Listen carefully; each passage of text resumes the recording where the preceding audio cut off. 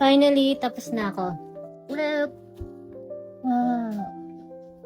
Ewan ko, mababaw lang talaga yung kaligayahan ko. Basta, makita kong malinis. Malinis yung room, yung bahay.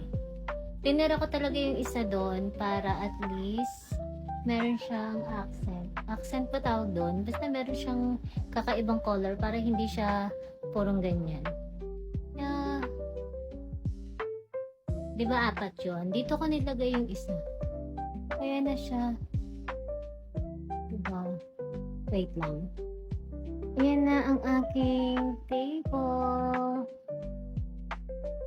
So, mamaya, baka hindi ako mag-duty. Gusto kong magpahinga. Because I'm so tired. Diba?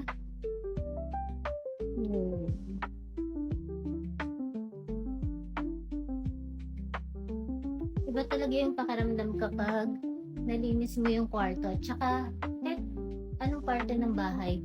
Yung hindi siya palaging ganun yung ayos, palaging kung nasaan yung mga gamit nandun lang. Maganda yung bago-baguhin mo din kasi para malinis yung mga ila-ilalim.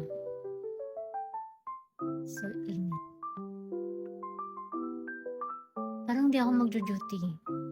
Parang ayoko mag-duty, parang gusto ko magpahinga. So, feeling ko tataasan na ako ng dugo. See?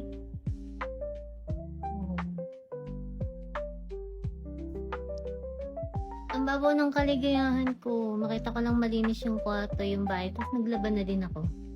Kaninang umaga. Nagluto. Naglaba, naglinis. Nag-duty ng konti. Pero parang gusto kong magpahinga. Kasi ang sarap magpahinga, oh. Bye! Thank you!